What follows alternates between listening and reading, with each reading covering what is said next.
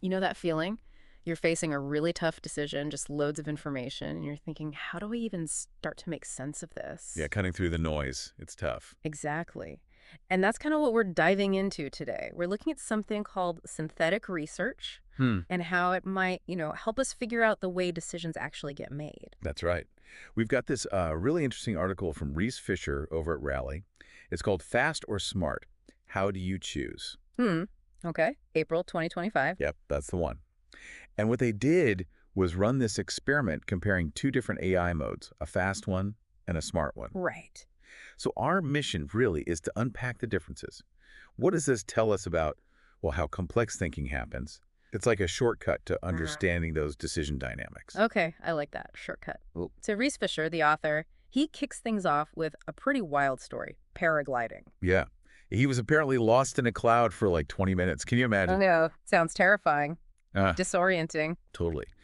And he uses that feeling, that confrontation with unexpected reality, to make a point about decision making, about needing diverse perspectives. Ah, okay. He contrasts it with like work environments where maybe everyone's a bit too keen to just agree. Exactly.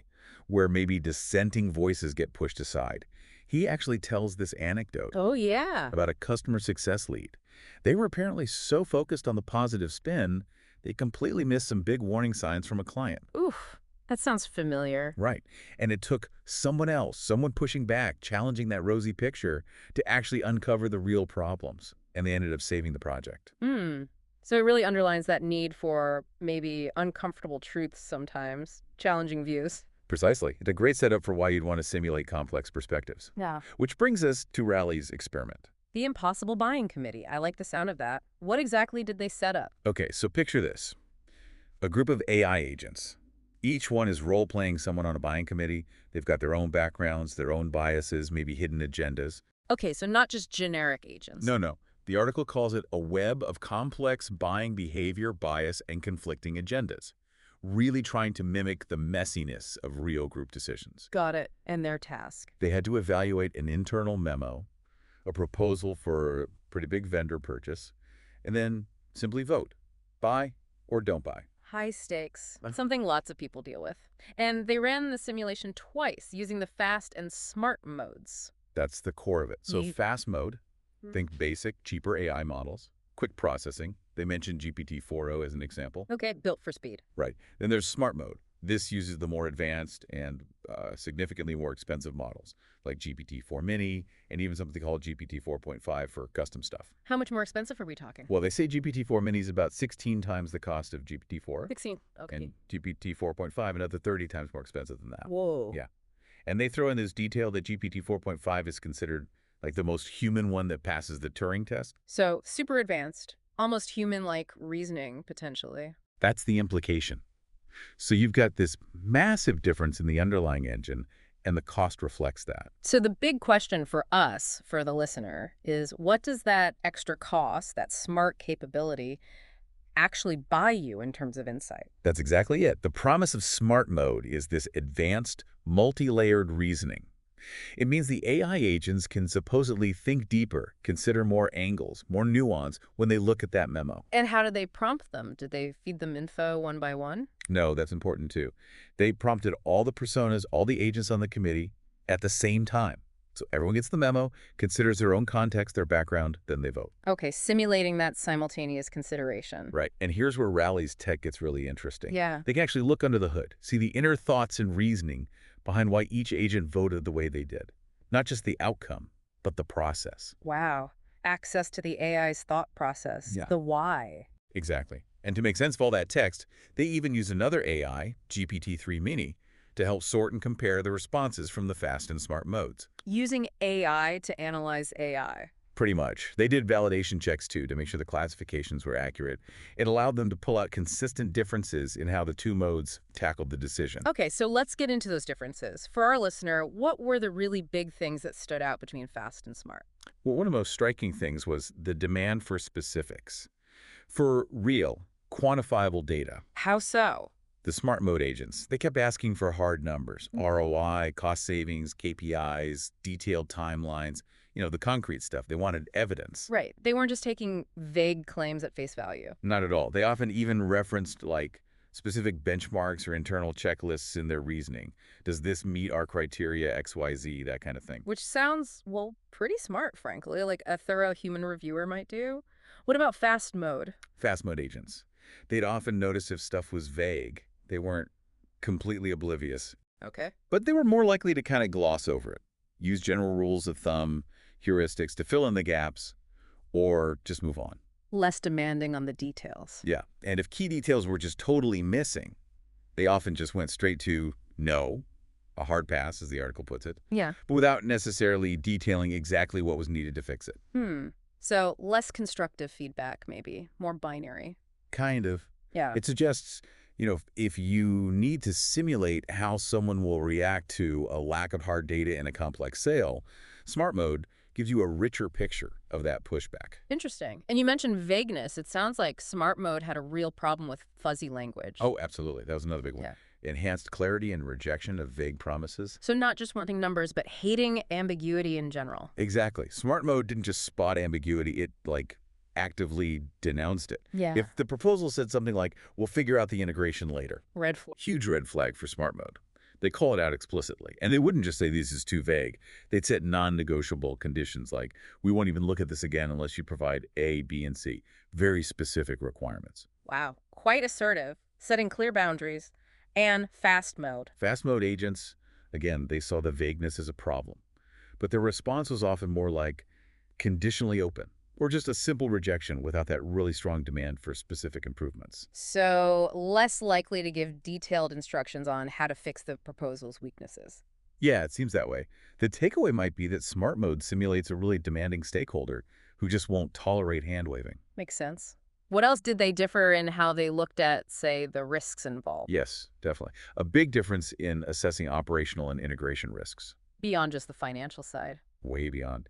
The smart agents were really thinking through the practicalities. What happens when we try to plug this new vendor system into ours? Could the project scope balloon out of control? How disruptive will this be for the team's actual work? So the downstream effects, the implementation headaches. Precisely. A much deeper, more nuanced risk assessment, thinking several steps ahead. And fast mode on those operational risks. More surface level. They might mention risk in general, but not really get into the nitty-gritty of integration challenges or workflow disruption. Okay. So if you're worried about those implementation details, smart mode seems better at simulating those concerns. That's what it looks like. It captures that deeper level of operational scrutiny. That feels important for big projects where things can easily go sideways after the contract is signed. Did they also look at things like internal politics or reputation? They did. And that was another area where smart mode stood out. Heightened stakeholder and reputational considerations. Meaning? The smart agents seemed much more tuned in to the internal landscape. They'd consider pressure from other departments, or how a failed project might damage the company's reputation, even thinking about board credibility. Wow, connecting the dots between a vague proposal and potential loss of trust or standing. Exactly. They saw the bigger picture, the political context, the potential fallout beyond just the vendor relationship itself. That's quite sophisticated. How did fast mode handle that? More cursory, really. They might flag budget issues or general skepticism from stakeholders, but without that deeper dive into what it means for organizational trust or reputation. So, less politically savvy, perhaps. You could say that. Smart mode seems better at simulating someone who's really thinking about the organizational dynamics and reputational stake. It also sounds, just from your description, like the smart agents were maybe a bit stronger in their opinions, more forceful. Yeah, that's another key finding. A stronger and more forceful tone. How did that come across? They used more emotionally charged language. The article mentions phrases like reading with growing frustration. It conveyed more intensity, more assertiveness. Like they genuinely felt strongly about the issues. Interesting. Even though they're AI, they projected more personality, maybe, or at least stronger conviction. Something like that. Whereas the fast mode tone was described as more direct, sure, but also more measured, less emotional variation, kind of more uniform across the agents. Less individual flavor. Perhaps. Less contextual emotions seem to come through. So if you want to gauge the intensity of likely objections, not just the fact of them, smart mode might offer a better signal. Okay, fascinating. And then the bottom line, their actual decision, their final vote orientation, big difference there too. Yes, the overall decision orientation was quite different. Smart mode was way more stringent. Harder to please. Much harder.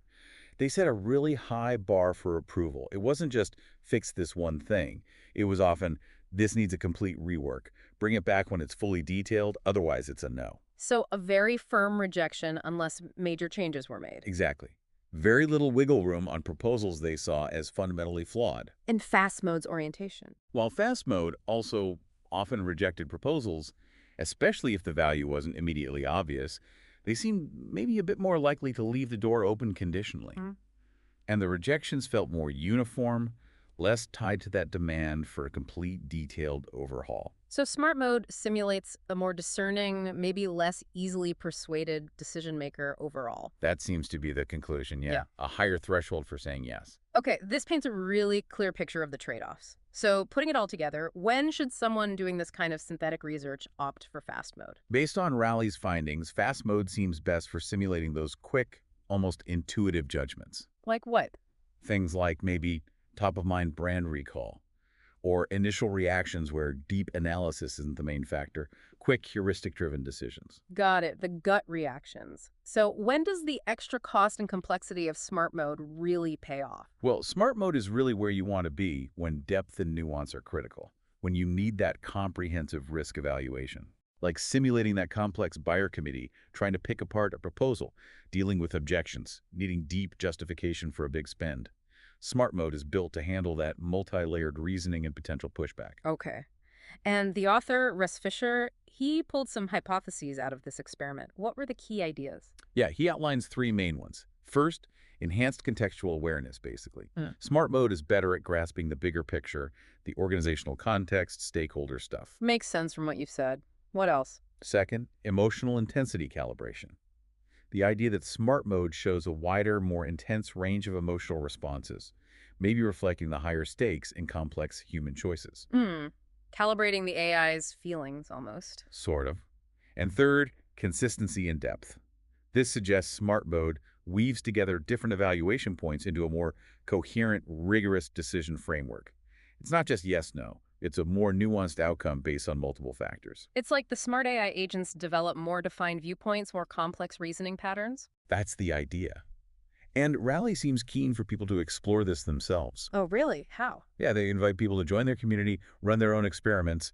Like, per test, if an AI audience mirrors known biases for a certain group, say Gen Z, on a particular trend. Interesting. Putting it to the test.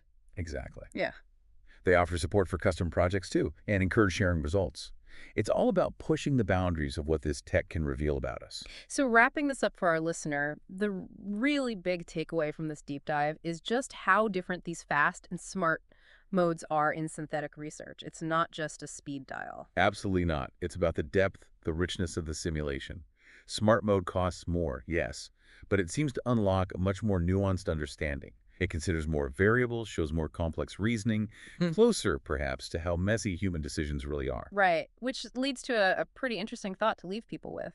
Okay, so thinking about these findings, how might understanding the inner thoughts of these different AI modes, the fast heuristic one versus the deep analytical one, actually help us better anticipate the range of perspectives, the potential arguments, the hidden pitfalls, and the real high-stakes decisions we all face? That's a great question. Could simulating these different modes give us a kind of foresight into real-world group dynamics? Maybe. Something to ponder. If folks want to learn more, they should check out Rowley and Russ Fisher's work, right? Definitely. He's the COO and co-founder there. And quite the background analytics, paragliding in the Pyrenees. Apparently now he's into how virtual crowds react to memes.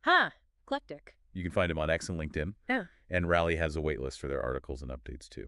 Cool. It really feels like we're just scratching the surface here, understanding both AI and, well, us. And synthetic research seems like a fascinating new tool in that discovery process. Step into the simulation, a virtual audience of role-playing characters, each with a unique perspective. This is more than playful fantasy. Welcome to Rally, a private crowd feedback platform designed to offer swift, authentic insights. Within these digital personas, you can pose nearly any question. Is your marketing pitch resonating? Does your design spark delight? Here you receive direct, honest feedback, free of the echo chamber and groupthink often found elsewhere. Marketers validate campaigns before launch. Innovators refine product concepts. Entrepreneurs test prototypes across broad or niche specific digital audiences, all in a safe and private environment. Rally's simulated panel never tires and remains ready to guide you toward sharper, everyday decisions. By combining simplicity with insights from the crowd, Rally removes the barriers between your questions and your answers. All the wisdom, none of the scars.